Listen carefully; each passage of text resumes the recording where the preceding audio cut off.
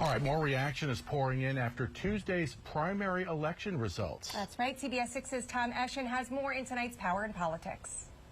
People are still talking about the results from Tuesday night. 21st Congressional District, now you have Anthony Constantino going up against Blake Gendebien. What that's going to look like in November. You have the New York City Democratic Socialist Success, those Mamdani-supported candidates all winning. So there's a lot to get into here, and we'll start our conversations both with Jason Palmer, and along with him, we do speak with Peter Ghitarelli as well. We'll start there. Yeah, I think that alludes to what I wanted to ask you about. And I think you have the President Trump factor, but they're also the money factor. No question. Which one mattered more? I'm going to put them at 50-50. Okay. Because just the money may not have done it. Now, what happened is that Robert Smullen had the support, the endorsements of 12 to 15 Republican county committees throughout the 21st Congressional District. Several of them did not endorse either candidate. So his ability to communicate with all those dollars was such a big deal. And historically, in a primary, it's all about getting out the vote. Who's got the better organization? And without the money, Anthony Constantino probably wouldn't have built that infrastructure and that organization he really got the vote out, while the 12 of those 15 parties, Republican Party committees in counties, they were mobilizing, getting their committee people out. Committee people, let's make they make the phone calls and get everybody out.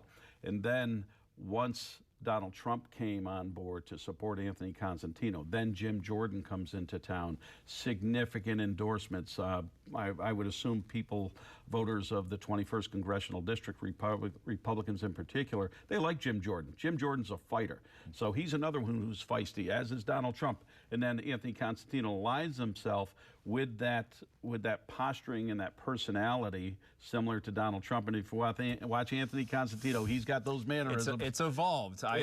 He posted last night. I was his first political interview, and he put the sign up. Yeah. And you can see that there has been an intentional mimicking of how Trump speaks and acts, which seems to be part of the game plan, right? No question. And this was one of the most bitter, hard-fought primaries that I think the Capital Region has seen in a very, very long time.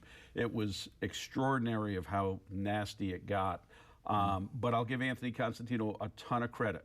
He prides himself to be a former boxer. In the way he treated this primary, he came out like a fighter. He trained hard. He came in. He punched hard. He took the hits, and he kept on that road of just staying on his message. Just like a fighter's got to train and stick to how they plan on going into fight. That's what Anthony Constantino did. Where I give him a lot of credit on election night. The first thing he did. He commented to said to Bob Smullen, he admired the campaign that he ran. He was thankful for a very hard-fought campaign, as nasty as it got and as bitter as it got. Anthony Constantino looked at it like just another fight. And now it's over, and now you move on. But he praised Robert Smullen's duty to our country as a Marine, as a colonel, somebody who served our country. The time he served in the Republican Assembly. We are now joined by Jason Palmer. He's the founder of Together, a former Democratic presidential candidate. Jason, thanks for your time. Appreciate it. Thanks for bringing me on, Tom. Broadly first, your first impressions of the results in Tuesday night's primaries. It's a political earthquake. I mean, everybody knew that Zohran Mamdani is a unique political character, but the fact that the Democratic Socialists of America, an organization with only 100,000 members, got 3 people elected to the House, that's a big deal. Yeah, and why do you think that is? Like, where are we at politically where this has become a trend now, especially in New York City? Well, New York City obviously is very different than the rest of the country. Zohran could not get elected as the mayor of Austin, Texas, let alone Houston, Texas.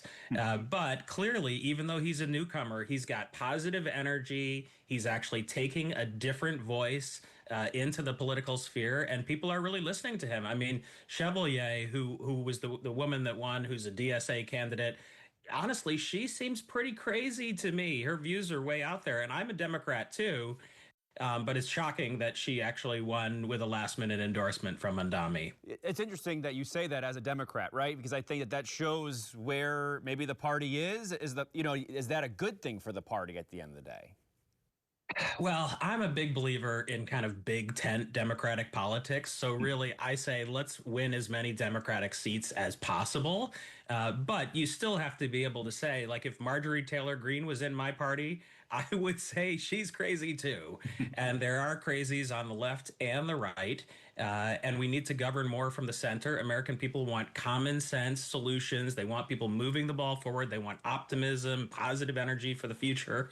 And they want someone who cares about affordability, health care. You know, these are the things that the American people want. They do not want all this bickering that's going on. Do you think, we hear of what you hear Democratic socialism, and you talk about Zohran Mamdani and the, where they fall politically.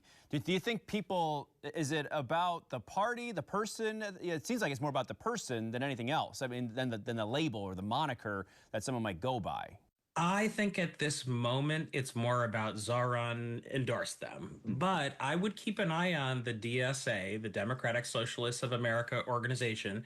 I think they're going to become a little bit like the Tea Party became for the Republicans, or maybe MAGA became for the Republicans. Right now, they have 100,000 members. I would not be shocked to find out that they have 1 million members by the end of the year, even though this is an organization that's been very below the radar. You'll be able to listen to both of those full conversations as a podcast tomorrow morning at 5 a.m. when it launches. Back to you. All right, Tom, thanks. For more Power in Politics, scan the QR code on your screen. It is free wherever you get your podcasts.